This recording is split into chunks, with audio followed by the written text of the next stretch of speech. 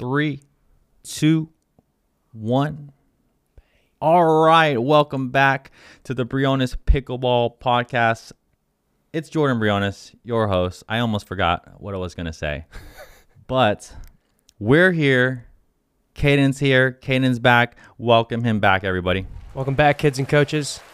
All right, different setup today. We're trying to do a few things here. So I know it's a little cord mess here on the table here. Hey, but you know, got to do what you got to do. Yeah, definitely. All right. If you guys don't know that, now you do. Yeah. So we're definitely here. Again, this is going to be a great episode for all of you today. We're going to be basically answering your pickleball questions. So we have a form. We'll include that below, but a lot of people have been sending a lot of different questions in, and we really want to get those answered. So if you are a pickleball player that's really trying to improve right now, strategy, technique, it's hard to talk technique specifically on a podcast, but we will be getting into a lot of strategy stuff, and we'll get into that. But Caden, dude, what's up? What's going on? What's new? The viewers haven't seen you in a couple weeks. Yeah, I know. I feel bad. I honestly, I miss you guys a ton, but been busy. I actually taught an intensive last week. Ooh. That went really, really well. Now we're just working on. Wait. What's an intensive, Caden? You've never heard of a 2-day intensive? No. Yeah. Tell me about it. It's it's a 2-day pickleball camp specifically for 4 players and 4 players only. So I personally get to work with 4 other players on the court. So it's a lot of hands-on stuff. I get to work with them for 10 hours over 2 days, so 5 hours each day. I get to have lunch with them. I get to have dinner with them.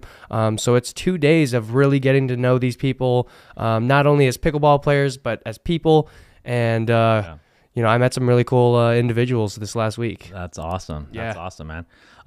Let me ask you this, and for the viewers out there, if you want to actually sign up for a 2-day intensive, that is what we do. And like Caden said, the big thing is that ratio 4-to-1. But compared to other camps and clinics, Caden, or as a coach from the outside, because if listen to our last podcast, we actually had somebody on the podcast talking about it. But from a coach's experience, how is it different than maybe some like big camps and clinics? Yeah, well, and I mean, I've taught some big camps and big clinics with other pros before. And I mean, obviously those are fun because you get to meet so many different people. But I think the one thing that I love as an instructor is seeing just the growth and the progression throughout the day. And so for me, like working hands-on with these 4 people, it's literally like a private lesson where you get to kind of be with them and guide them through every single step of the way.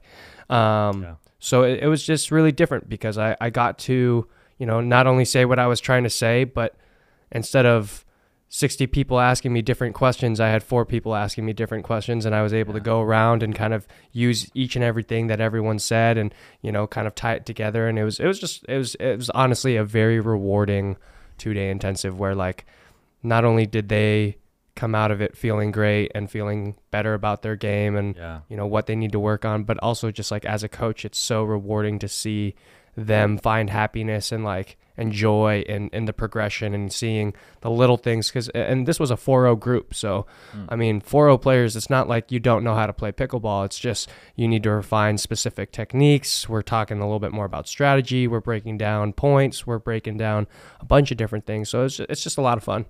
A lot of fun.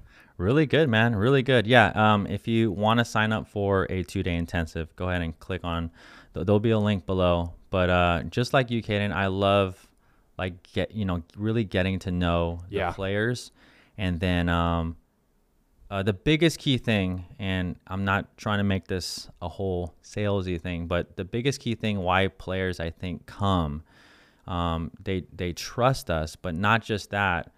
You don't know what you don't know. So a lot of players come to train because they've plateaued in their mind, which isn't what's really interesting is I've been thinking about this, Caden. It really isn't true. Like they're not really plateaued, but they don't know how to actually get better, get better and break through. For sure. So in a way, it's kind of true, but it's kind of not. And we unlock that for them because there's many things that players do on the daily that they have no idea that they're doing, but these little adjustments, we know that are huge. Yeah, for sure.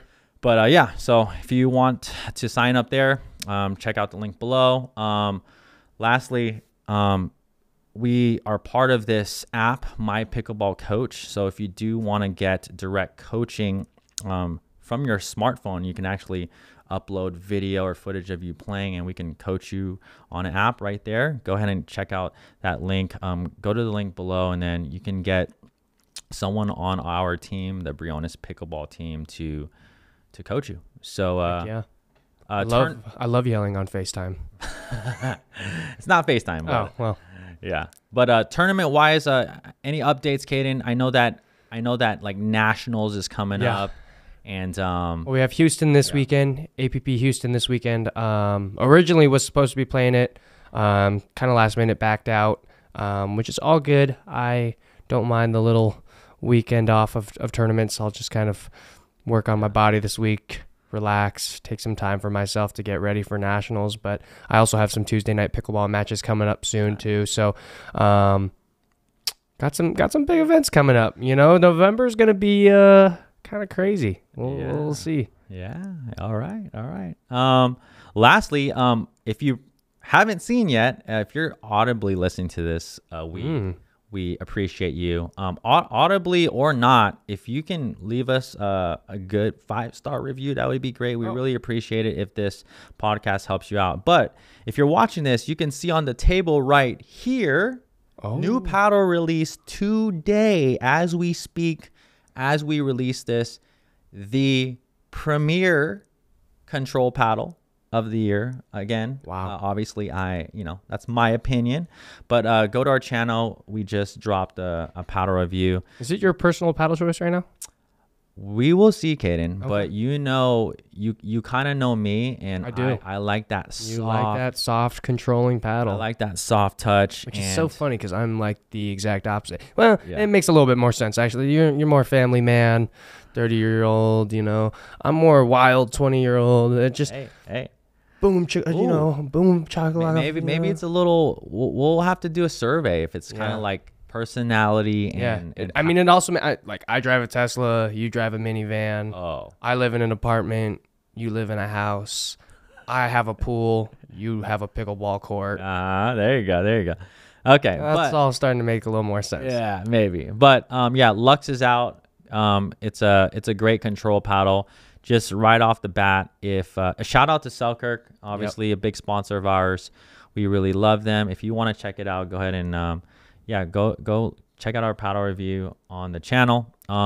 If you are struggling with controlling the ball, this is a great paddle for you. Yeah. If you do like something poppy, kind of like Caden really loves the pop, like I just know, or deep down, I just know that you wouldn't play with this paddle. You might enjoy it, but I think I'm getting mine in probably next week.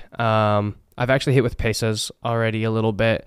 Off the bat, he didn't put any lead tape on it. So really, but he is now though. He has lead on it now, or what do you think? Well, when I used it, he didn't have any on it. So I'm probably gonna add some lead tape, bulk it up a little bit. And we'll see. We'll see if I like it.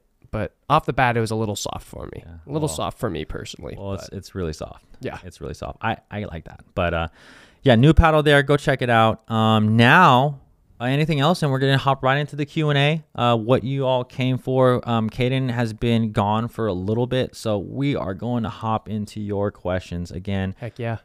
Click a link below if you want to send some questions in, and we're gonna try to periodically do this every now and then. Yeah. So. I think we should. I wish we could do like a live chat where like people could ask us questions like on the spot. We can. We got to figure that out. Yeah, that's all right. We'll get to it. Yeah. So let me pull one up here. Yeah. No, I'd like to actually show you guys this drink I've been drinking. It's called Power Lift. Not a sponsor. It's not a sponsor right now. It's pretty tasty. 10 grams of protein in a water-infused drink, which is kind of crazy. Like, that's not something I'm used to because usually I just drink, like, massive protein shakes. But this has zero sugar, no artificial flavors or sweeteners, lactose-free, and it's keto certified. I'm not on a keto diet here, but this berry strawberry, 10 grams of protein. I mean, dude, I'm drinking it, you know? That was a long commercial for whatever you're drinking, and they're paying us nothing. So this is also true. So Power Lift, if you're listening to this, we're going to need to see something. All right. Connection issues. Don't worry about that screen. Okay. All right. So here we go. We'll just start with this one, and it's kind of like a paddle question. We're going to get into more strategy questions and things like that. But heck yeah. This is an interesting question, and not just Selkirk, but we can talk about different paddles. But this one says, what Selkirk paddle would be good for an intermediate 3-5 player with not, and I don't have that much power on my own. Okay. And seems like this person has tried out a lot of different paddles. Yeah. But again, when we're talking, it's funny because when we're talking about, you're gonna give the LUXX a try and things like that. What, not from your perspective, because your perspective and my perspective on our own games is a little, like, depending on your strengths and weaknesses. So what would you recommend, Caden, when you kind of see somebody's game? Like, how do you kind of navigate that? Because really at the end of the day, for me, it's on the feel of it and what you like. But anything you can tell, like, or speak of, if you're a banger, if you're more of a soft player, like, what would you recommend? Yeah, well, I think personally a paddle should typically kind of help you out in the areas that maybe you're not so strong at, right? So if you lack control, or if you lack power, those are going to be paddles that you want to have, right? So for example, right, Jordan has power.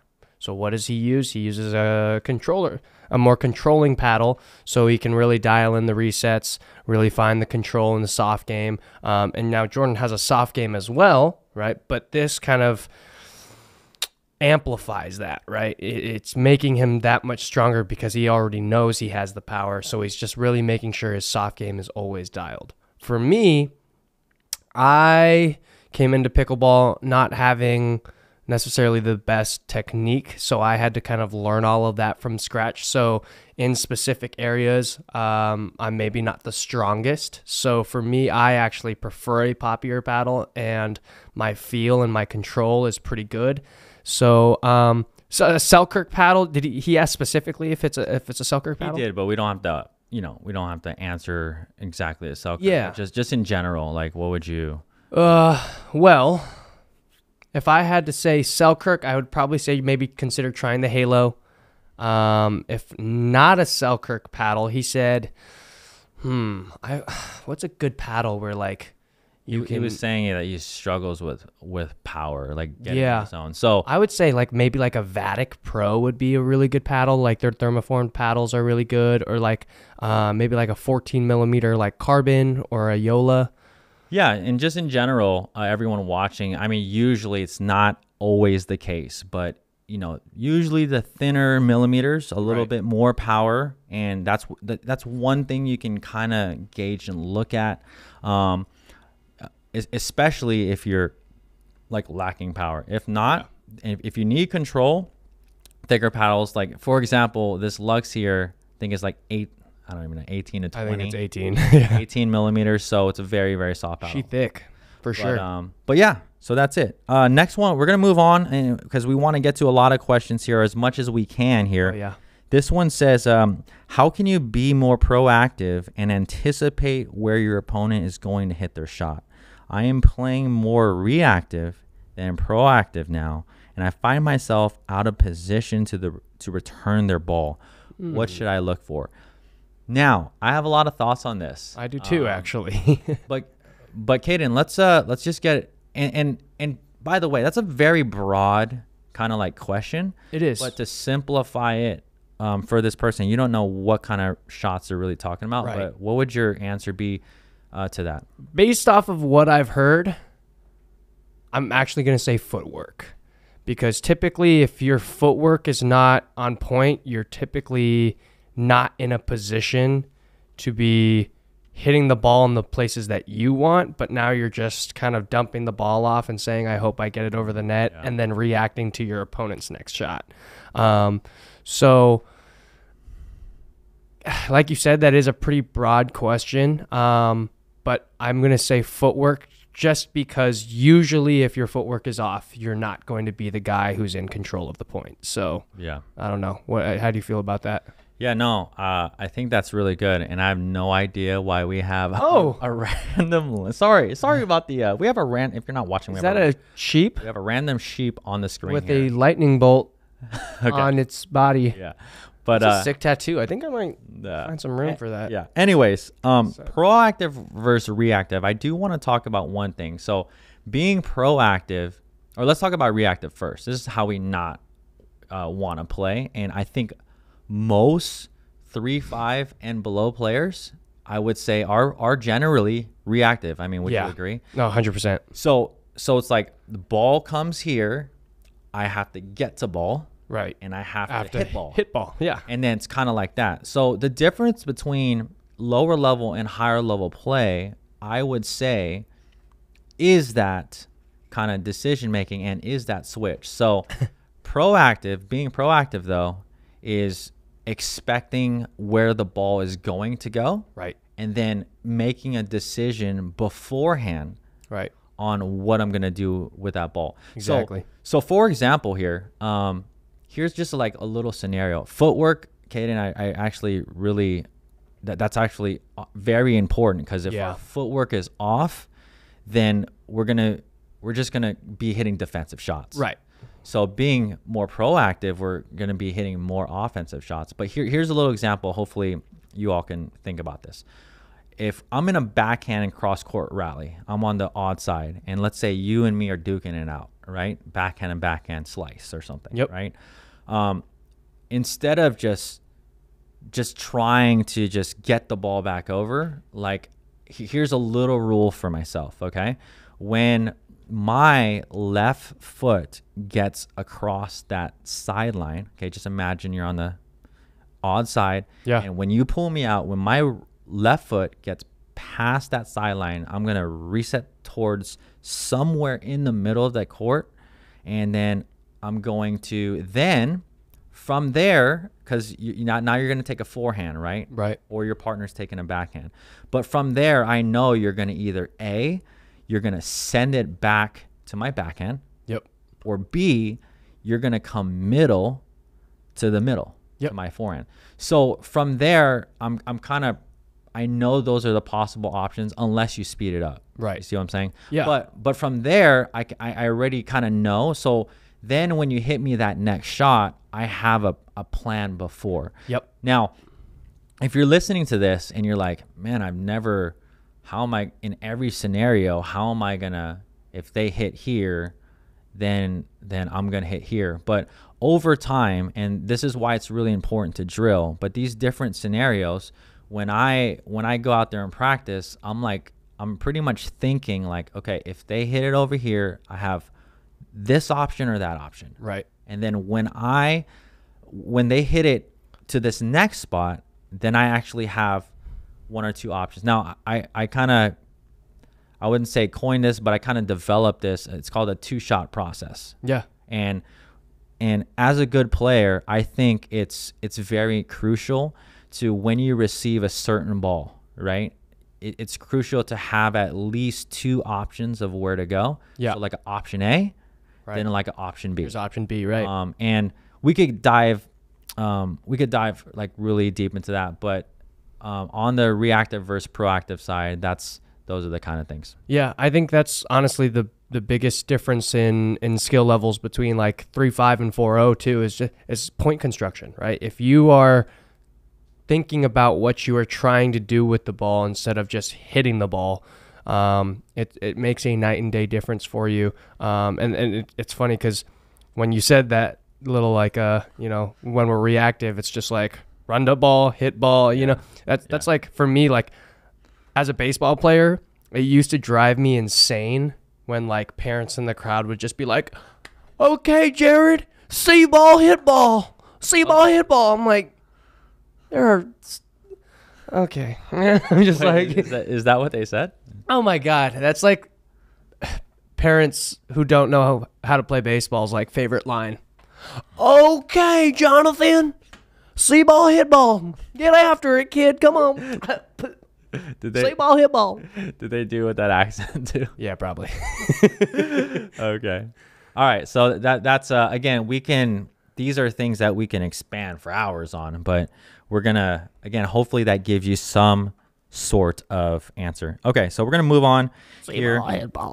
And again, thank you for sending these questions. We're gonna try to get through as many as possible. Here we go. Yeah. I am a right-handed player, but I can switch to my left hand and put a decent dinker drive. While I do want to develop my game so that I am effective with both a backhand and switching, which do you think I should concentrate on? So I actually, believe it or not, I kind of get this question, and in intensive, I get players who like to switch, who are just kind of do that often. What are your ambidextrous? What are your thoughts, Kenny?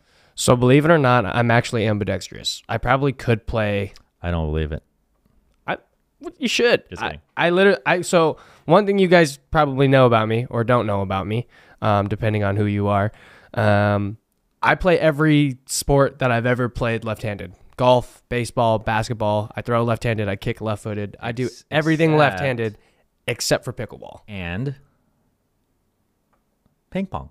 Oh, well, yeah, I guess. Yeah, ping pong, yeah. Well, and ping pong, okay? But I don't really play ping pong. I just fool around with ping pong.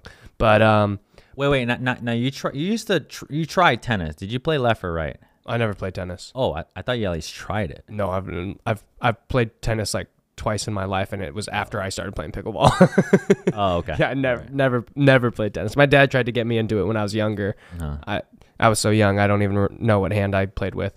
But like being naturally like ambidextrous, like I obviously was like, okay, well, why? I don't know why I picked up a paddle with my right hand, but let's see how good I am with my left hand. And obviously when I first started, I was not very good, but as I've gotten better, just kind of knowing what I need to do, hitting left-handed shots is not super hard for me. It's still a little bit awkward.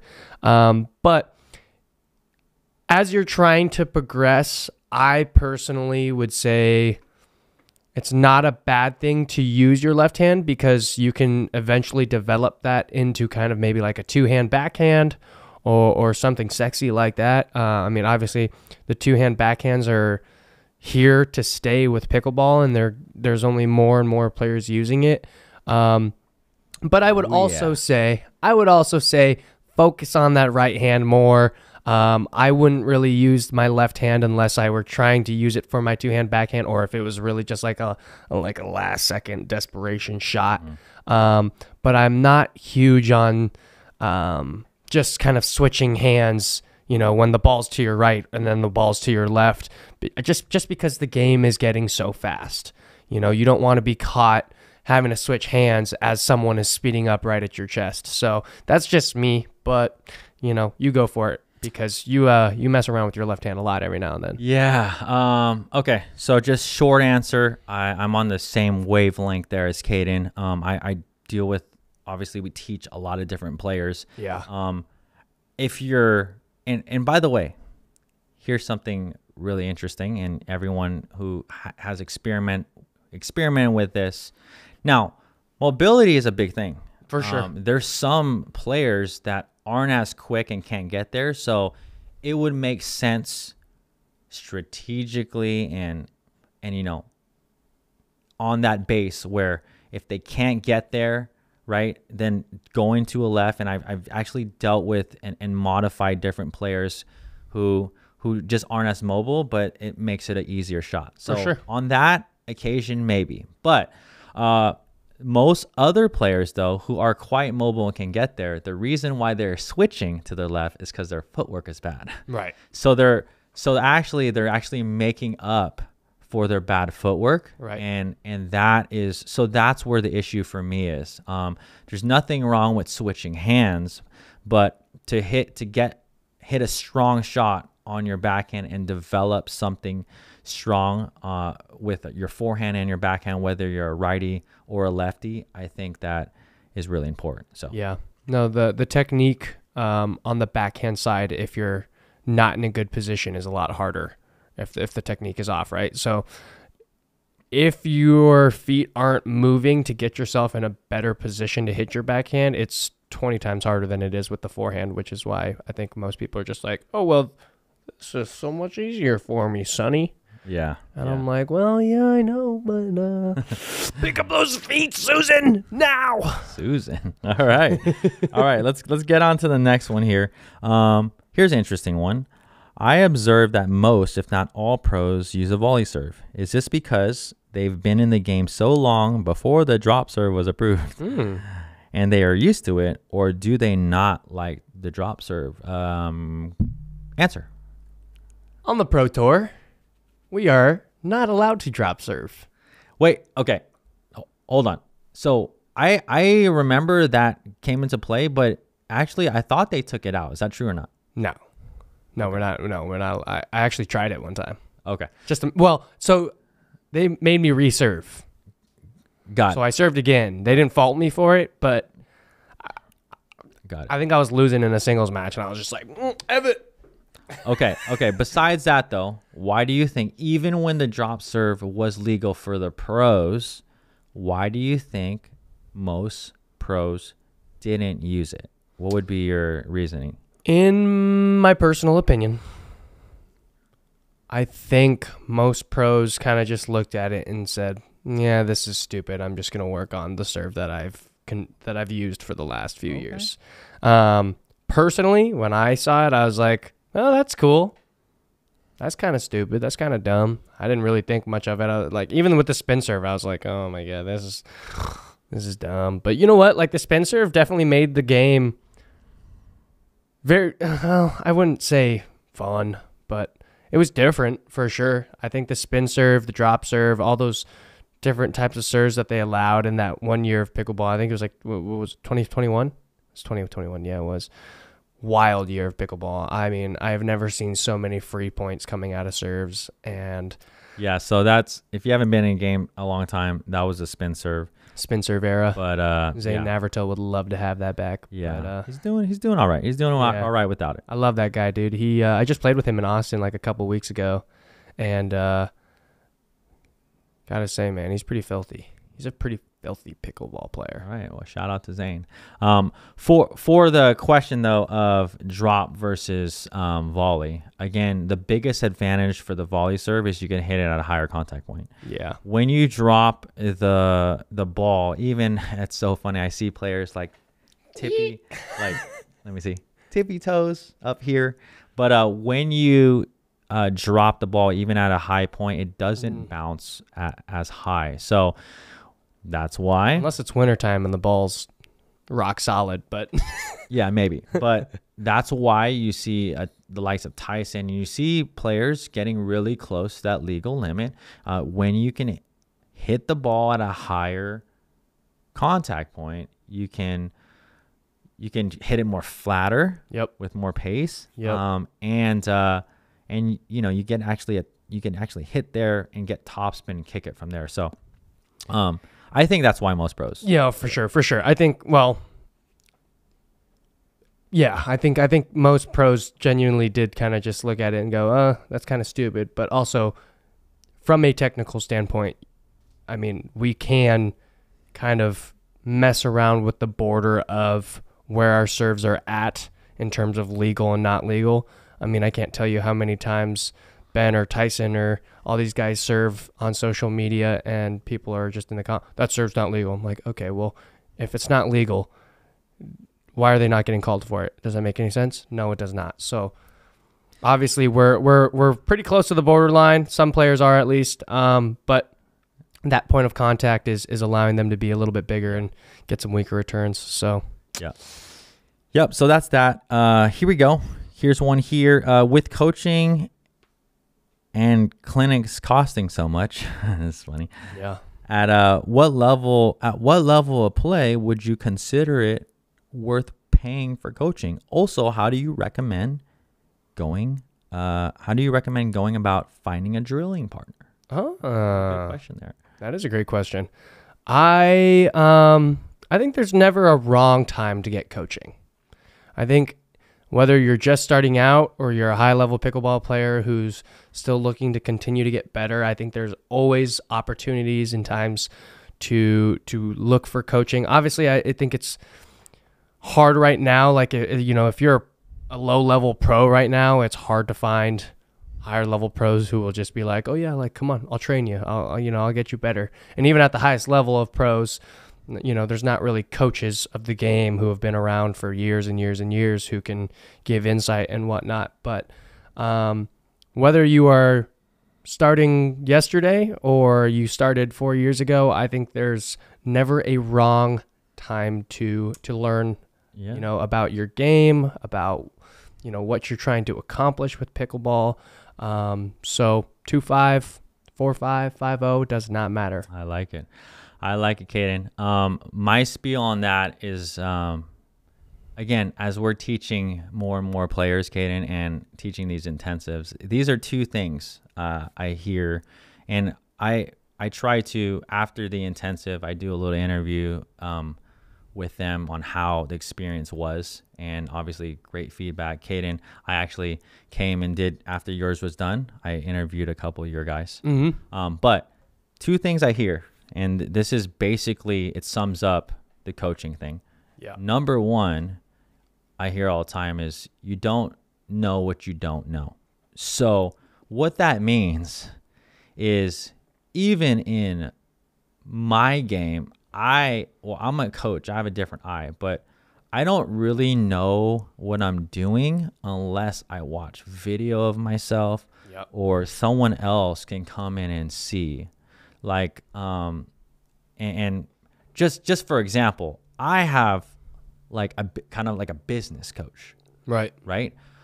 And why would I get coaching there? Because I don't know what I don't know. I want to be able to maximize what I'm doing, my strengths, my weaknesses, and I want to plan. Like, That's why I pay monthly a good sum of money to get the coaching. So when players come to us, and depending on where you are in your journey, pickleball journey, to get to 3.0 to 3.5, to get to 3.5 to 4, 4 to 4.5, there are some things you're going to have to develop, but they're probably things that you are doing that you have no idea, zero idea. Like obviously we work on the court, very specific in small groups, Caden, but like, I can't tell you how many times that I've let's say we're working on a dink or something, or a speed up or something. And I tell them one thing, like, okay, so let's drop that right foot back. Let's shorten that backswing. Then they do it, and then it's like the same exact way. Because they have just no awareness of what they're doing, and that's what we're there for. So that's the one thing. Second thing I would say is you don't know what you don't know. And secondly, what I hear all the time, and one of the people in your last intensive, Caden, actually said, I wish I would have taken this like a long time when I started. So nothing wrong. And if you don't get coaching, that's okay too. But we do, and you will, we as in even us, have every person in the world will develop bad habits at some point. For sure. It's like fixing them, cleaning them up.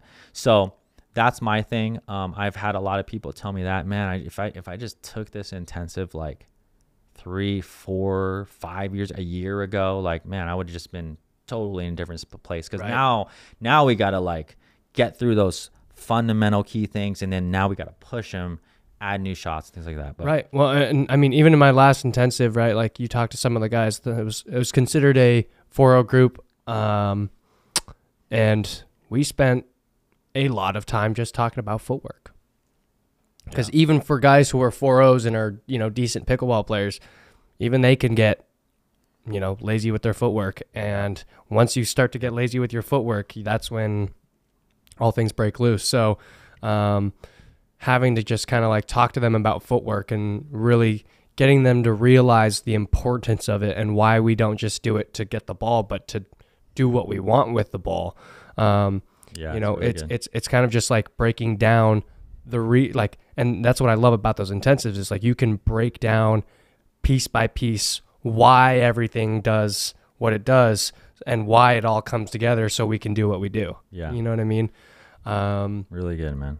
That's, yeah, footwork, man. Just do it. Footwork's big. Just do it. All right, here we go. Hopping in. Next question here. Is there a rule of thumb for hitting ground strokes and dinking shots? That is hitting the ball when it's on the rise, at the apex, or descending for best control of placing the shot. This is something that I go over big time, especially in our intensives. But Caden, I'm gonna let's see, reset. I'll reset, double-handed reset back that question to you. Double-handed reset. Well, yes, we are always looking at height of the ball for opportunities. You know, on whether we are dropping or driving. There are a lot of things that go into consideration for when we're going to start to either look to add pace, maybe take pace off. But that being said, if a ball is bouncing higher and you know, I can kind of peek at big picture, which means I can see, you know, everything that's going on in front of me, which means my opponent's paddle, their body positioning, the ball. If I can see all of that, that's when I'm going to start to be a little bit more aggressive, attack balls a little bit more. When balls are coming lower at my feet. By the way, the question was, do you, and you're answering it well, but specifically on the rise, at the apex. Oh, yeah. Or so what are they, what's ideal for dinks and ground strokes? Just throwing it up. For ground strokes, as in at the baseline? Yeah, sure. Ground strokes first and then dinks. Interesting. Okay, so she went from the kitchen line to the baseline. Okay. Yeah. Well, typically I will hit most of my shots in the apex, just because that's where I'm most comfortable. But on the rise, I will usually take I'll take some ground strokes off the rise. I don't really like to because it's just a little bit too straight for me. I'll usually take my drives as it's kind of falling a little bit too, just because I like to come underneath my balls a little bit more. So what about dinks? For dinks, I'm going to mix it up. I will never take a dink on the rise, though. That's the one thing I will say. I will never take a dink on the rise. I'll usually take a dink. Unless you're forced to. Well, of course, unless I'm forced to, but... Yeah, we're getting really nitty gritty here, dude. I never get forced to take a ball on the rise. Actually, you take quite a bit. You take a lot more on the rise half volley dinks than me. I wouldn't call those on the rise though. I'd call those short hops. It's the same thing, dude. I guess. Not really. Same thing. I have different terminology for on the rise and short hop. You and me are gonna have to talk about terminology, but you tell me what's the difference between on the rise and half volley or short hop. Well, a short hop is a ball at your shoelaces because you short hop it off right off the bounce. All right. A ball on the rise is a ball rising up into your body. Okay. So like the ball is rising into your body and kind of going to, So I don't ever really take them here. I usually either take them off the short hop. We'll have to take, we're going to figure this out, guys. Yeah, we're going to have to figure this out. You know? Just tennis terms though, just really quick. And those of you watching, on the rise and short hop are basically the same. See, I never played tennis, so. But maybe that's just a terminology thing. Okay, so just really quick, one of the and you're really good, Kate, and really good answers. Again, for ground strokes, it is ideal for the most part to take it at that apex or take it a little bit after. The reason why is higher contact, and then secondly, you have more time. Yeah, more time. Obviously, you got to create space. Now, hitting a ground stroke on the rise as a short hop, whatever you want to call it, right after it bounces, there's nothing wrong with that, but it's difficult. It's more difficult. So you're hitting it right off the bounce. When you say on the rise, you mean short hop? Same thing. Okay. Yeah. So right after. Yeah. Don't ever do that.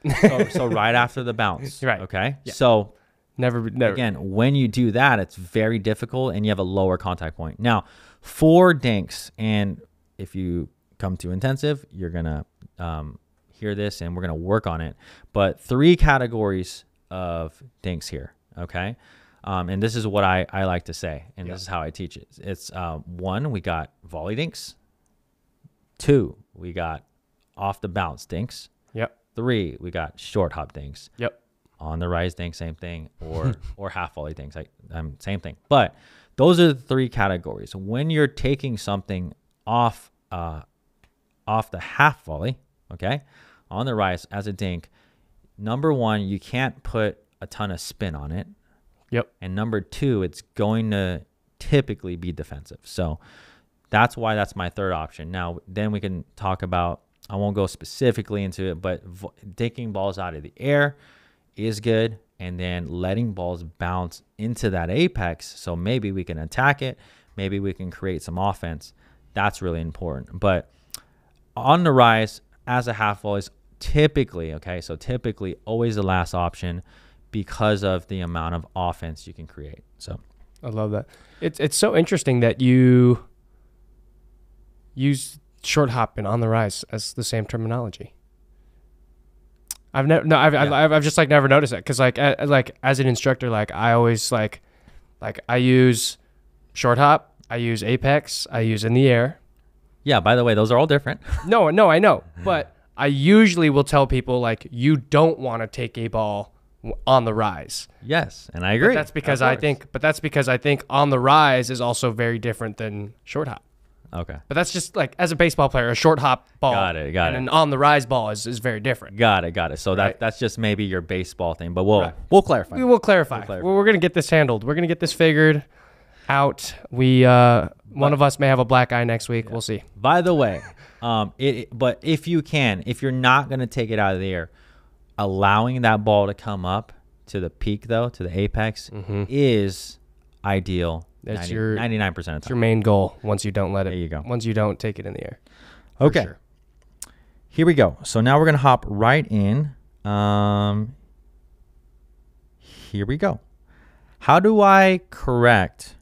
This is kind of broad, but we'll go over it. All right. How do I correct bad habits? I've been playing 2 years. I never had any paddle or tennis training or pickleball training. I'm at a plateau, and I need to correct my bad habits. All right. That is a loaded question. That is a loaded question. Caden, I think it's a common theme in pickleball, though. Players focus more on their results and getting the ball over the net than what they're actually doing when they're playing pickleball. So what do I mean by that?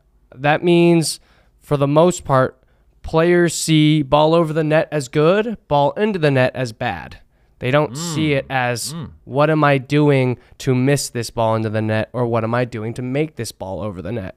So in order to correct bad habits, all right, the first thing you need to do is kind of take a peek at your own game and say, what am I doing here that's making me miss this ball over and over and over again?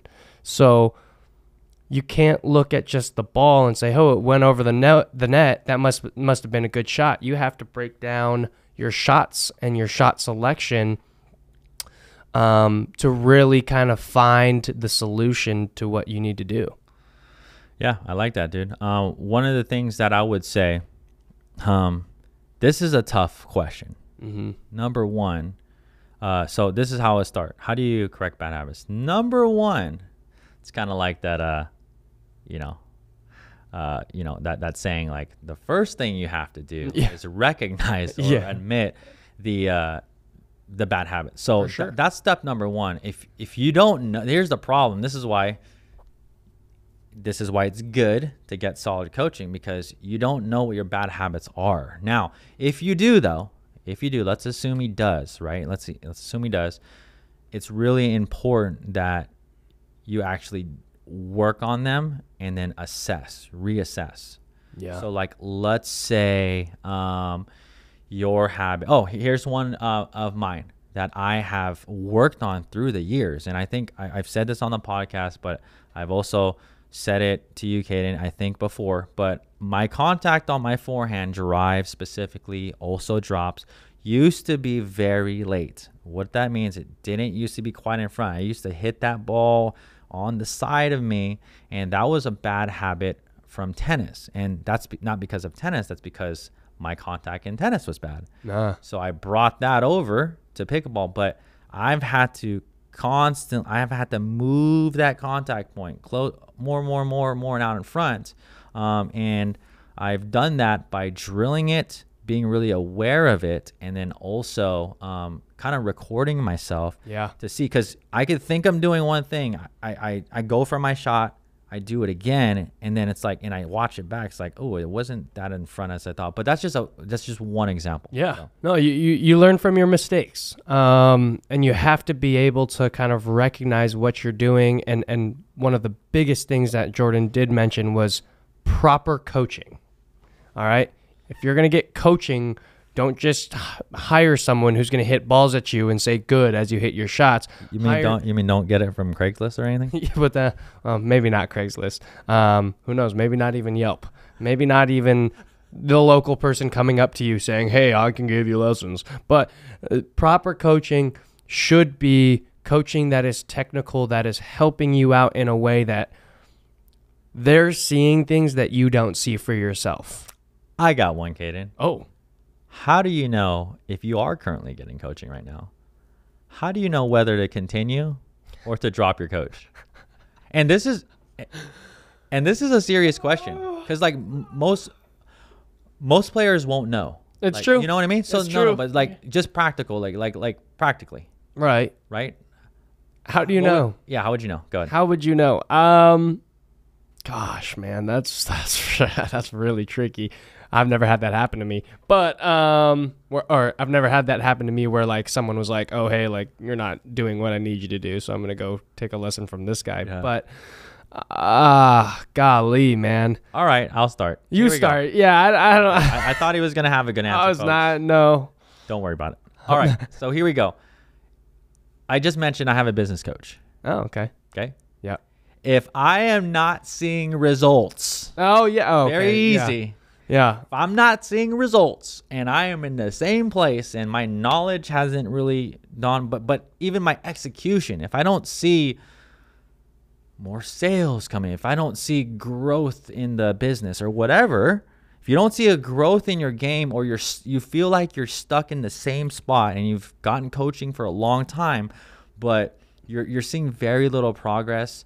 Now, could be a couple of things. Could be maybe you're not doing what they're saying. Could be maybe you're not practicing enough, but it could be that you're really not getting the right adjustments that you need. So. Yeah. Well, so you know what's funny is I don't know why I had such a hard time with this, but I was thinking like if I was the student, you know, like I don't know why. But like I genuinely like I think there are so many people who just like take lessons because they're like, "Oh, this should make me better," but they don't actually like know if they are or aren't, so they just kind of keep going with it to see if they do. And I would say especially for like players who like maybe who don't play tournaments, there's not a whole lot to say, "Oh, I am getting better," or "I'm not getting better," unless you're like going out there every day and practicing and drilling and playing games, and you know. But I've seen a lot of pickleball players who just take lessons and they're like, "Oh, well, you know, he's really nice, and you know, he's really nice." And I'm like, "Okay, so are you learning anything?" You know, but they don't know. They're not really sure, you know. So like sure. There are a lot of pickleball players who just take lessons to take lessons because they think they're getting better, but they're not actually really getting that much out of it. So like I think you said it perfectly. Like obviously if you're not getting the results that you want, but like in terms of as a player, sometimes you don't really know if you are or aren't.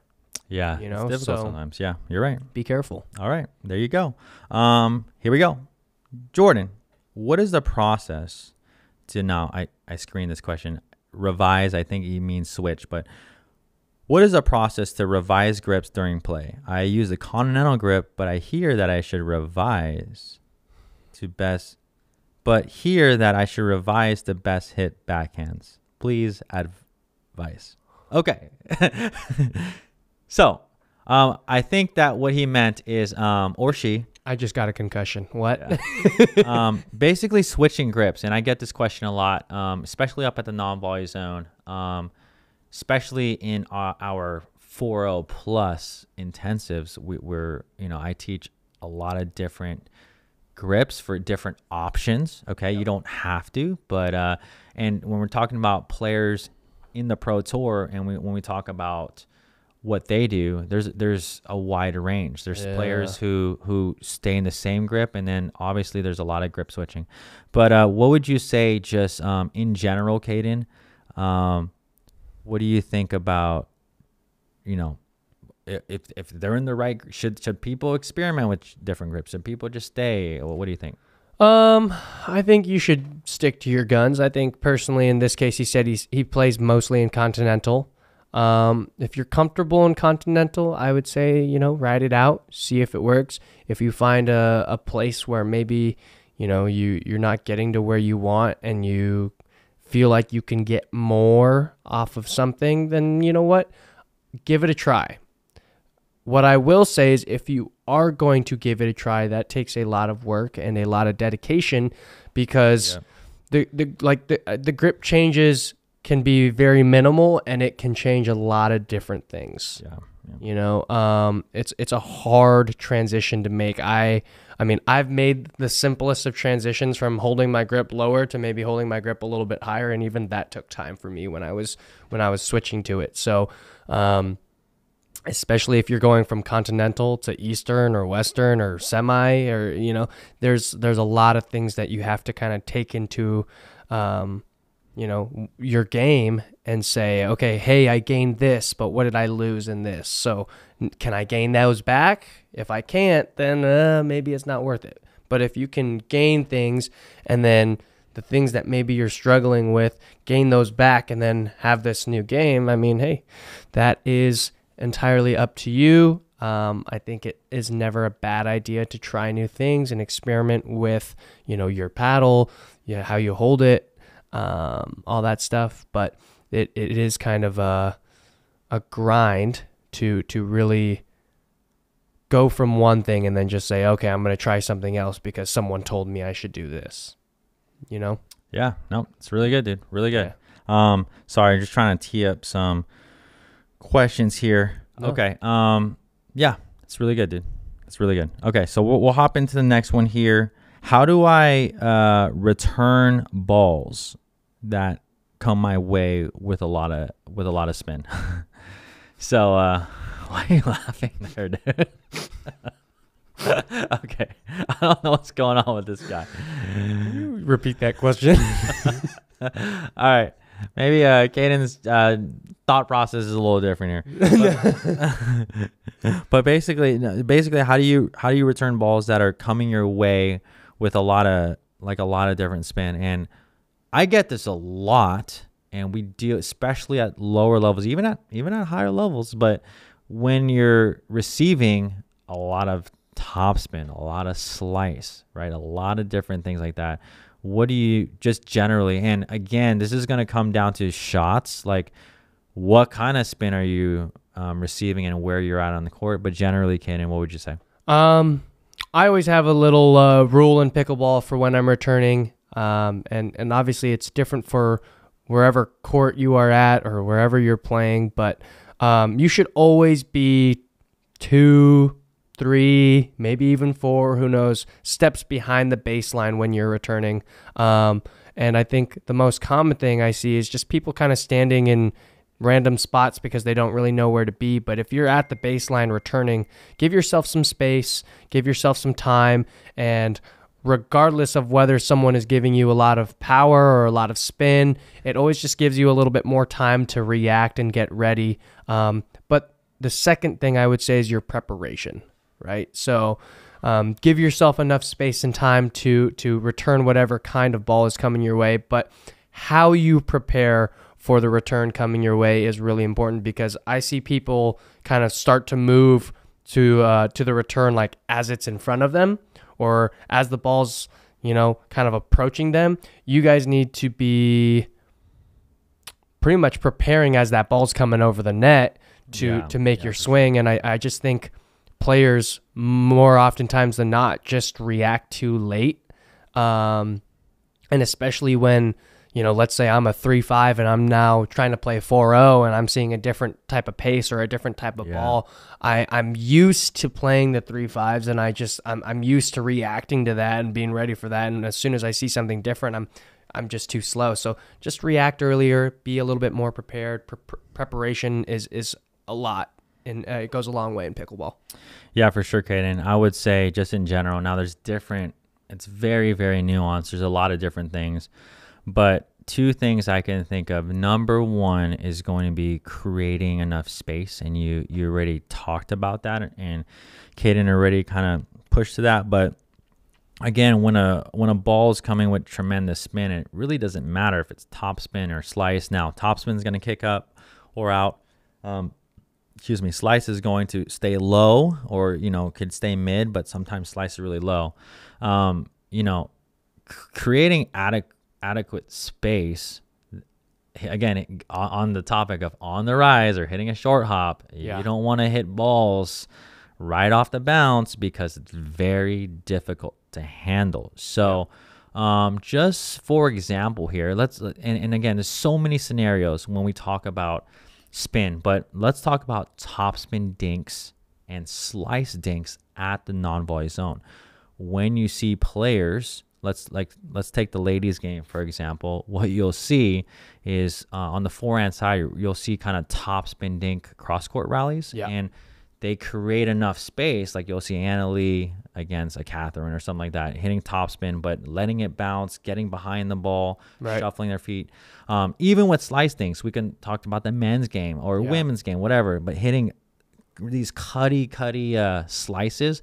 What you will not see players do is short hop, or just they got to move their feet, get way behind the ball, right, so that they let that ball come up, and they typically will slice it back or reset it middle. But that's going to be huge. So no, 100%. All right, so now let's get into this one. Double-handed backhand volleys, blocks, and drops. The majority of the time I use a one-handed backhand, and it's been effective. But at higher level play, I feel like my backhand putaways aren't as powerful and would love to have a better two-handed backhand putaway, but I often feel like it limits my mobility and reach when I'm gripping the paddle with two hands. Also, okay, let's stop it right there. So thoughts on the two-handed backhand. It's interesting because you talked about in the very beginning, but thoughts on two-handed backhand and what this guy or gal is answering the question. Yeah, I think a two-hand backhand is always a good weapon to have. Always a good weapon to have. Why? Well, you do lose a little bit on reach, but you gain a ton in stability. You gain more in power. So when he says put away, I'm assuming it's her. Oh, you're right. Yeah, him or her. Sorry, I thought you said him, but I don't know what they're talking about in terms of put away, whether it's here or whether it's higher, like put away. Yeah, we'll say somewhere, maybe somewhere in the middle here. You shouldn't be hitting a two-hander like this, okay, guys? You shouldn't be. But in this case, if you feel like you're not able to hit the ball as hard with the one-hander, and as you're playing higher level players, you could look to add that to gain a little bit more power. I know Jordan, when he wants to put the ball away on me on the backhand side, he definitely whips out the two-hander. It still doesn't work for me personally. Yeah, usually when I try to put it away on Kaden, I just need a couple fingers on. Yeah, I mean, usually when he tries to put the ball away on me, like I close my eyes and I'm like, it's just so easy, But yeah, no, I think the two-hander definitely adds to that put away, gives you a little bit more power. Obviously, your setup and preparation is everything on the putaways. So if you can get that ball in front and really contact that well, I mean, you see the ladies on the tour right now absolutely crushing the ball with that two-hand. Crushing. Yeah, no, literally crushing that ball with the two-hand backhand. So if that's something you are willing to put the time into, all right, I would say go for it. I like it. Actually, believe it or not, there's a lot of things. So before we do an intensive, we do a Zoom call to personally talk to the player and how we can coach them the best way, and talk about, what they want to improve and stuff. Interestingly enough, a big one, especially at 4.0 levels, that I get asked all the time is, hey, can we work on some two-handed shots? All the time, every time. And that's becoming more and more of a thing. So just like Caden said, one of the very few things that you lose with the two-hander, and there's not a ton, but is the reach. Okay, power, control, stability. You do gain a lot with the two-hander, and obviously almost all the ladies on the tour are doing that. A lot of the guys are bringing it in, so it's not just a girl or girl guy thing. It's girl guy woman man thing. Just pickleball now. It's just, it really does provide another source of defense in transition, and also offense up at the non-volley zone line and ground strokes and things like that. So I am a huge advocate learning two-handed shots eventually. You don't have to right away, but if you are developing your game, it's something that I think it's just good to have. And this is coming from somebody that the first 5 years of playing, okay, I hit 0 two-handed shots. Now today, I've evolved my game with the evolution of the game, and also learning a lot about strategy, technique, and different things. I've added a lot of two-handed shots. So just for those of you watching, few things, a few just case scenarios where it would be good to start adding it, and maybe come to intensive if you want to learn it. But number one, resets in transition, digs in transition, kind of like that defense, right? Adding that stability. Number two is obviously drives, having a drive on your backhand side, because what do most people do on their backhand? Most players have a forehand drive, right? Somewhat, even if they're lower level, but they don't have a backhand drive, right? So adding some offense there, and then what Caden just alluded to, which is like swinging volleys. So really good stuff. Let's hop into the next one. I am practicing a topspin dink and topspin third shot drop. Nice. I see the tournament players finishing over their dominant side shoulder. Okay. Often these days, I assume since the majority of them are tennis players, is to keep them from extending through too much. I'm a tennis professional, and I have been told to follow through on my shots for pickleball, particularly at the non-volley zone line. But I want to know your input on this. I'm going to start this off, Caden, by saying not my views, but I'm a student of the game. I'm studying a lot of different shots and topspin and things like that. Topspin is generated by a low to high motion, no matter how you slice it. There's a lot to go into the stroke. Go ahead and check out a lot of our videos. We're going to be doing more on it. Yeah. But when we're swinging up on the ball, that's how topspin is created. So that being said, the finishes, so again, in dropping that paddle head down below the ball is really important as we create topspin. But the way we finish can vary a little bit depending on where our target is and maybe where our follow through is. Sometimes I finish a little over here, maybe if I'm going cross court, more like a dink. Sometimes I will finish more at head level or that right shoulder. So I think it's very hard to show, but we're gonna do more videos on this. But it's very situational. But yeah, without getting too far in it, that's my answer. Anything that you just want to add, Caden? I would say at the baseline with topspin, you can be a little bit longer and extend through it a little bit more. When I hit my topspin, I'm usually following through to my shoulder. But as I get up towards kind of like the kitchen line and the transition area, my follow through shortens up just because I know that ball's going to be coming a little bit quicker. So my follow through actually kind of stops more at my face, just so I'm kind of ready for the quick volleys or the attack, or even maybe the defense. So you can be longer back at the baseline. Up at the kitchen line, you do have to be a little bit shorter, a little bit smarter with where you're following through, because obviously if you're following through at your shoulder at the kitchen line or the non-volley zone or non-volley line, I mean, you're going to get crushed if you're following through at the shoulder. So keep those a little bit shorter. All right. Here we go. Next one here. We just kind of talked about it, but backhand drive from the baseline. I've been trying to figure out if I should switch from my one-handed backhand to a two-handed backhand to be more consistent. Either way, it will take practice, but I don't know which is more effective in pickleball. Thoughts there, Caden? Yeah. I obviously have never seen this guy hit a backhand drive, so I can't say it's good or it's not. But if you are struggling with that one-hander, then you know what? Yeah, absolutely. Go for the two-hander. Try it out. See if you can get a little bit more comfortable, a little bit more consistency out of it. If that's the case, then yeah, stick with it.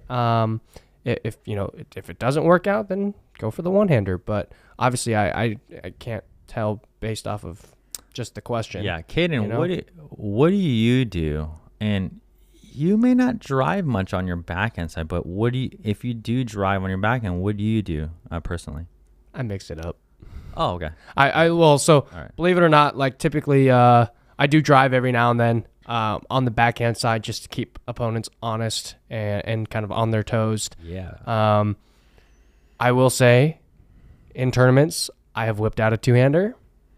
I have also whipped out a one-hander. So I just like to keep my opponents guessing, and kind of really not really sure what I'm doing. And that's one of my strengths in pickleball is I would say I am pretty deceptive with my shots. And so if I can keep my opponents at the kitchen line guessing, not really sure what's coming their way, that's kind of what I roll with. So I'll whip out a 1, I'll whip out a 2, I'll whip out a 3. Oh, 3 hands. Nice. Yeah, for me, again, coming from someone who didn't use any two-handed shots, and ironically, best part of my tennis game was my two-handed backhand. I just didn't do it the first part of my... Yeah, but to be fair, when you started playing pickleball, everyone was like, you don't put two hands on it. No, I know. Yeah. I know. And then you don't do that. I know. And then that's like you were Satan's child if you were putting two hands on it. Then the waters came out. Everyone was like, nope. Oh, this ain't gonna work. Yeah.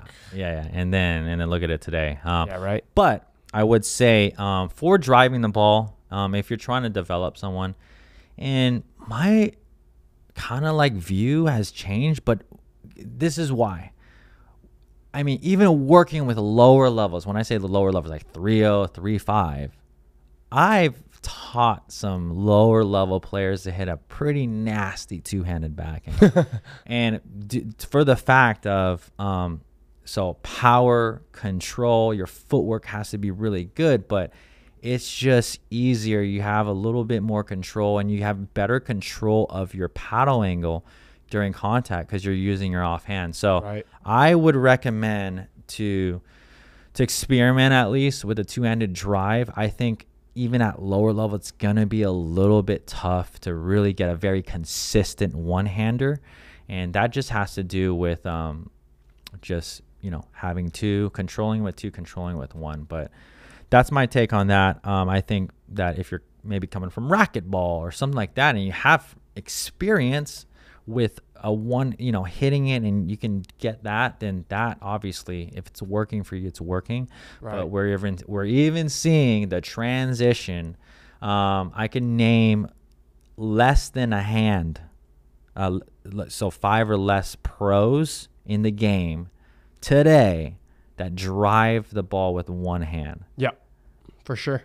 Do you know who they would be? Jay DeVilliers. Spencer Smith. Dude, I'm surprised you got those two.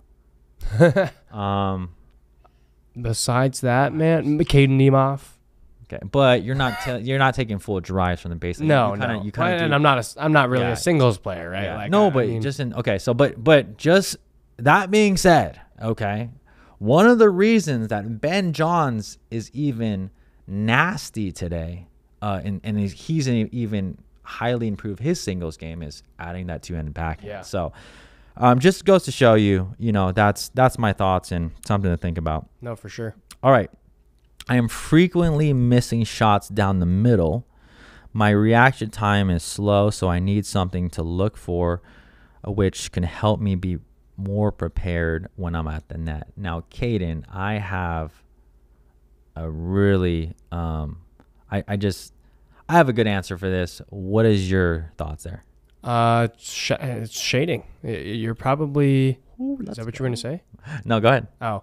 Well, typically, if the middle is open, that means someone's not doing their job. Like it, dude. So, I mean, you guys have to remember that even if you're not hitting the ball, and that means your partner is or your opponent is, there's always a position that you need to be covering, which means you should never just be kind of standing in the center of your court and saying, well, I'm in the right position, because every ball that moves left or right, you should typically be following it, and you should be shading and following and moving. So, sidelines and middle are covered.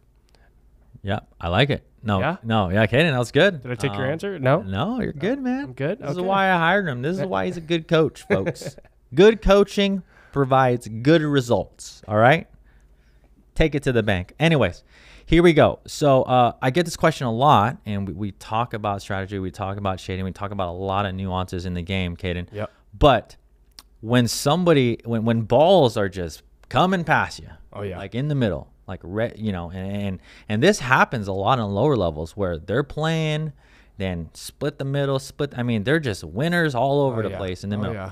The main reason is not like quickness, mobility, or anticipation. Right. The main reason is positioning. Yep.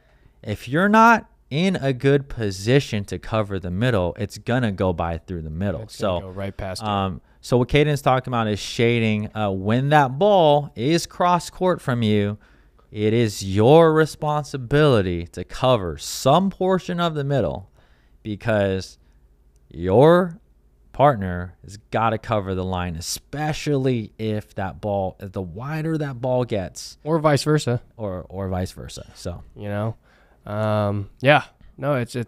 the most common thing I see, honestly, is just people standing in the center of their half, and I'm like, guys, you got to move. They're like, what do you mean? I didn't hit the ball.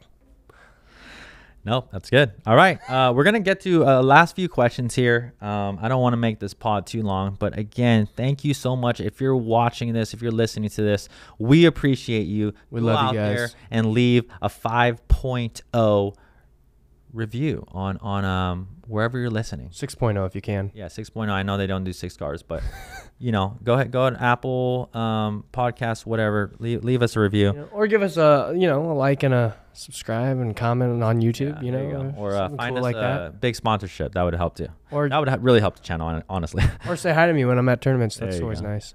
All right, overhead shots. Correct angle, and whether to hit hard or soft. I'm not a power player, so I want to use what power I have strategically. Okay, that wasn't written well.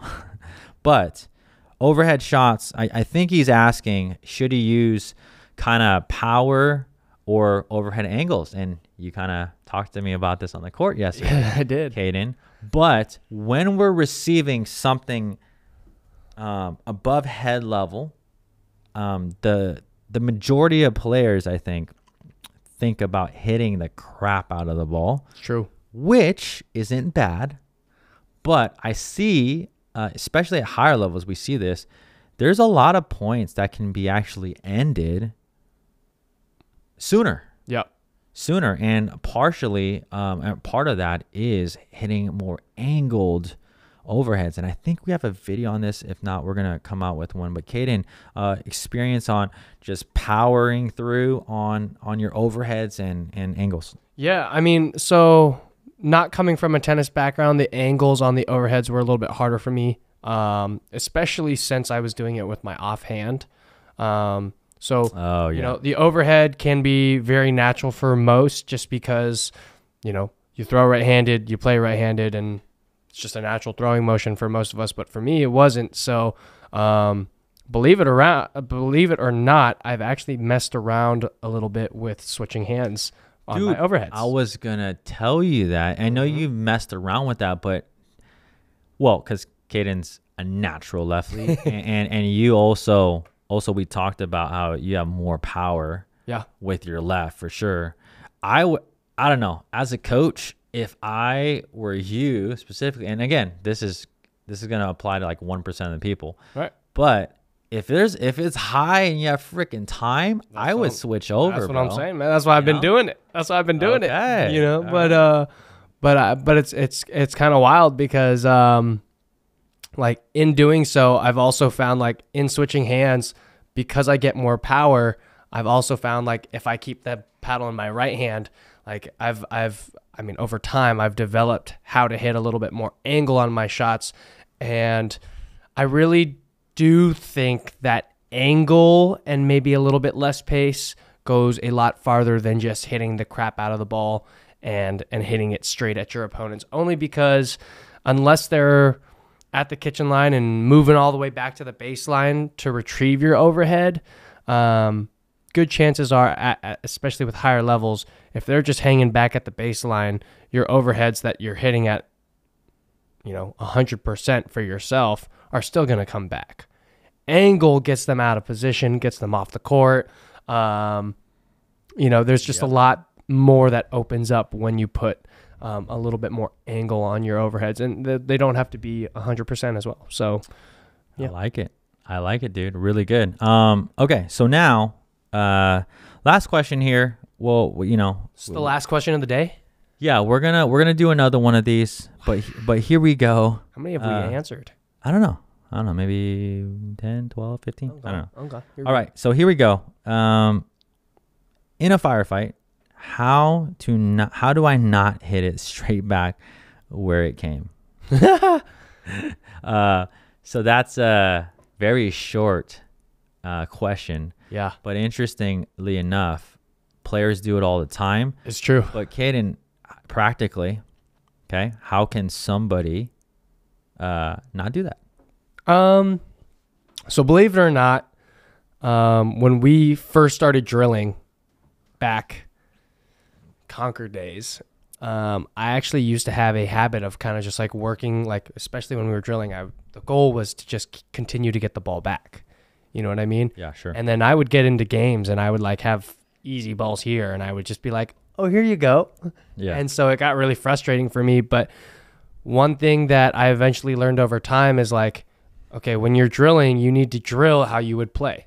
Yeah. Right. So when you get to the game, once you're playing, you can play how you would drill. Yeah. Right. So drill how you play so you can play how you drill. Right. And one of the biggest things that like I started to make adjustments on while I was in firefights was one, paddle positioning of my opponent. If I had that time, sometimes you don't. But the second thing is I'm watching. Wait, sorry. Say that. What do you mean about the battle position? Just like it, like as soon as your ball is coming my way, I'm trying to like, as I'm kind of focusing on the ball, I'm kind of watching where you're following through. Got it. Right. It's hard to do. I'm going to be honest. It's hard to do. But if you can't focus on that, the biggest thing that I would say personally for you is to focus on where you're following through with your paddle. And the only reason why I say that is because wherever you decide to send your paddle is where that ball ends up going, right? So if you're sending that ball back to your opponent, right to their chest, that usually means you're doing a good job of keeping your paddle straight and sending it back to your opponent. But now you need to start working on sending it a little bit more to the right or a little bit to the left, or who knows, maybe back to the center based off of where your opponent is at and what they're doing. Yeah. Like it, dude. Yeah. Drilling. Yeah. Now we do a lot of this higher level stuff too in our intensives, but like the biggest thing, like just a quick counter drill, and we have some videos and stuff on volley drills that Kaden and I did a while ago. But doing stuff like that, but really just when you're practicing. So when I'm warming up volleys, I am warming it up cooperatively. Right. So we're getting in the groove. Getting the touches, getting the feel of it. Yeah. And then at some point, I think it's really good to now basically what we just need to do, right? We just need to start to move that ball away from the body. That's all we need to do, because that's what happens when that's a problem when we get into firefights. We're just looking at constantly the person in front of us, and it's very it's hard in the beginning to get it away from the person that you're kind of looking at. But strategically and just drill wise, if you can start to just, and when I take a ball here and I'm pushing it here right at you, I mean, for me to just, a slight angle change would send that ball to your dominant side or to your left side. So we're not even talking about like a huge, like big angle change on your paddle. Yeah. But again, that follow through going more here, so that you can focus on. Or if you're constantly going there, maybe your paddle's also angled straight on. So I might change that paddle angle use slightly. My wrist. Now I'm not flicking, but I might use my wrist to just a little bit, bend my wrist a little bit to get my paddle face, face a different way. For sure. No, that's awesome. All right. What do we got, Kaden? Is that it? Well, that's it. That's all we have for you, folks. We do really appreciate all of you guys listening and enjoying our content. If there is anything that you guys possibly want to see out of us, always feel free to leave a comment down below. Tuesday Night Pickleball, one last reminder. I do have a couple matches coming up in the next couple weeks. So there's a match next Monday, and then the following weeks after that, I play the next 2 weeks. All right. Now, Jordan's bringing in a special little wheel here that I'm about to spin. And before we end off today, we're going to have a little bit of fun. So here we go. All right. We got the top spin wheel here, under spin wheel, whatever you want to call it.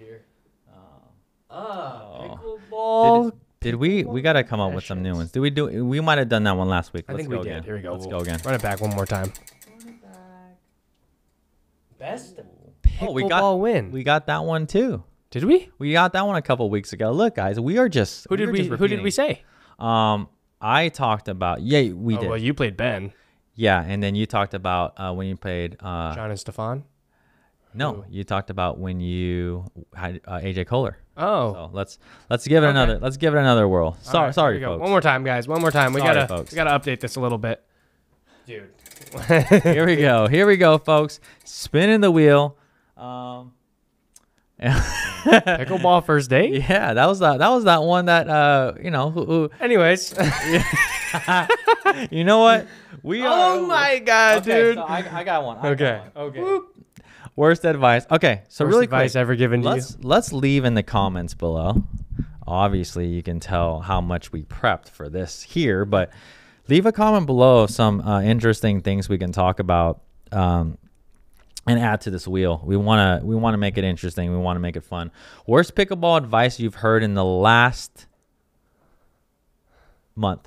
Okay. In the last month? Yeah. Ooh. This, by the way, this is hilarious. Kaden, we talked about how you are scrolling through TikTok, and then you watch these, you watch these Instagram reels. Coaches kind of coach, and Hayden loves the social media coaching. By the way, folks, those videos. Let's not get in the habit of listening and applying everything that everyone says out there. Everyone teaching on YouTube doesn't mean they're good. There's some good content, solid content out there, but there's more pretty bad advice out there than there is good. For sure. So keep that in mind. Keep that in mind. That's why you watch our videos. So you should have a plethora of. Go ahead, Kaden. Well, anyways, I saw this reel recently. Okay. How to teach a backhand dink, and reels. I get what the grasp of reels are. You get 40 seconds to really, maybe a minute to really kind of explain something that doesn't take a minute, right? So usually they'll give you 3, maybe 4 steps to kind of help with, whatever shot that maybe you're looking at. But I literally watched one where the guy was teaching how to backhand dink, and he did it in 3 steps. And his 3 steps were The first one was lunge. So your weight is on your left foot. All of your weight is on your left foot. The second one was 2, make sure your contact is in front of your body and with your left foot. And the third step was hit it. So nice. If your third step is hit the ball, what's your worst advice, Jordan? All right. So basically, the advice wasn't the greatest, but there wasn't. Okay, so that's not really worst advice, but no, I mean, I'm just saying. Like, worst advice I've ever heard was telling someone. You know, I've heard someone say, "Oh, here's your ready position," and it looked like this.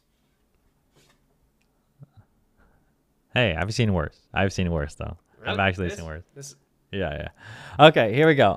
Worst advice. I'll give you one that's more, maybe not worst advice, but let me give you one that has been definitely just evolved over time, and and that is going to be, let's see, there's a ton, but I'm gonna go with just never backing off the kitchen line. Yeah.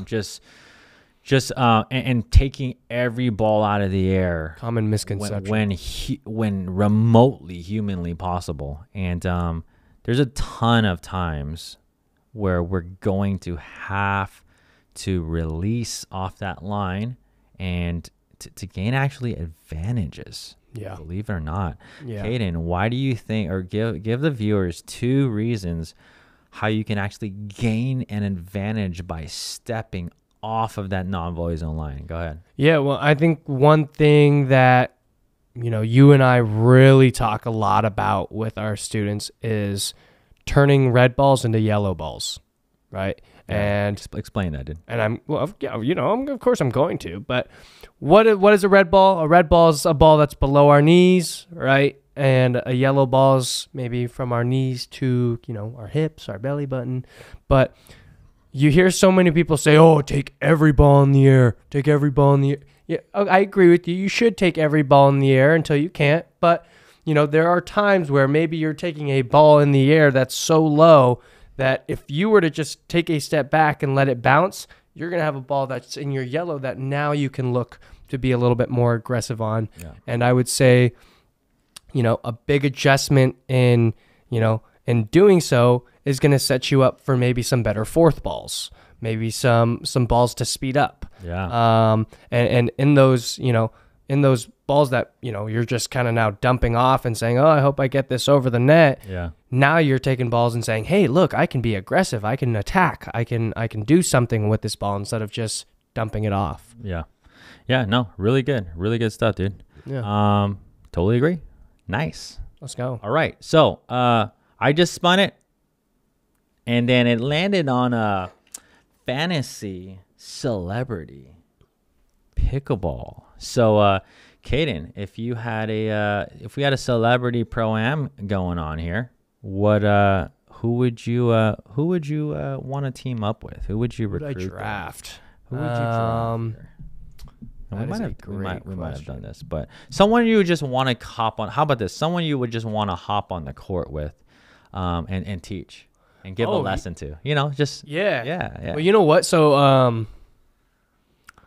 I actually, in high school I was kind of a David Dobrik nerd, in terms of no one knows who that is. Yeah, you're probably right. No one 40 years old or older knows who David Dobrik is, but everyone younger knows who David Dobrik is. He's kind of just an influencer. He started a whole vlog squad thing. Oh, wait. Vlogged his whole life and whatnot. It was entertaining. Oh. It was just but he's a pickleball player now. And he has a house has a house with a pickleball court that's just freaking gorgeous. So, I think I know what you're talking about. Yeah, you know who I'm talking about. So I've seen him play some pickleball before. He's actually pretty good. I think celebrity though that I would love to be on a court with. It's not even really a celebrity, but just freaking the GOAT of all GOATs, Stephen Curry for sure. I would. Oh, Stephen Curry, little Steph, dude. That guy, him or Buster Posey. Okay. Him or Buster Posey. Buster Posey, arguably one of the best giants of all time. Stephen Curry, greatest warrior of all time. Like those are just guys that like Nice. I Okay. grew up watching as a kid that like Yeah. now that I'm older, they're like, I'm like, oh shoot, like they're only, 12 years older than me. Like it's not that crazy, but like as a little kid, like you see them and they look like full on adults, like being stars in a sport that you would love to play. Yeah. All right. I so, like yeah. it. I like it. For me, there's a lot of different people.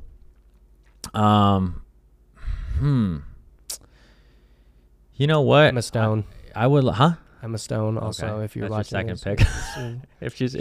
if you have Emma, if you're watching She this, played that pickleball celebrity yeah, TV show thing. yeah. Honestly, she looked really good in that. If you're Pickleball wise. yeah, and he's looks talking about her wise. strokes. Yep. If you're Emma, shout out to Katie, and you can do a sign up for a 2 Yeah. If you need some lessons, you just let me know. Okay, so for me, again, first love was tennis. I know, but I would really like to have the Raj out, dude. The Roger Federer. Yeah, dude, I love. he would be so good, dude. I love to have him. He really would. He be was. so good. He was kind of my tennis idol, inspiration. I think a lot of people's growing up, but I think he'd be sick. I think he'd be great. Honestly, growing up, if I ever watched tennis, I always watched Nadal. If I ever watched tennis, I'd like to have him too. only watched Nadal, and that's because he was left-handed. And it's so funny because he's left-handed, and I'm like, yeah, he's my favorite. He's my favorite tennis player because he's left-handed, and yet I started playing pickleball and I started picking up the paddle right-handed. And so even tennis, like the 2 times that I play tennis, I play right-handed. So it just doesn't really make much sense. But yeah, Nadal. All right, Good guy. nice. All right, for those of you watching, super appreciate it. Stay tuned. We have more content coming out. We have a lot. Yeah, We have a very exciting podcast coming up. Yes. Stay tuned for that. We have a very exciting podcast. Not a spoiler alert here because I'm not going to tell you. We're not telling you who it is. Maybe someone who's a little fairly well known. And then we have a lot of really good teaching videos coming out. So stay tuned for that. Again, like, subscribe, hit the bell, leave a comment below of what you'd like to hear, what you'd like to see, why you're enjoying this pod. And we'll see you in the next one. We'll see you in the next one for sure. Hold on.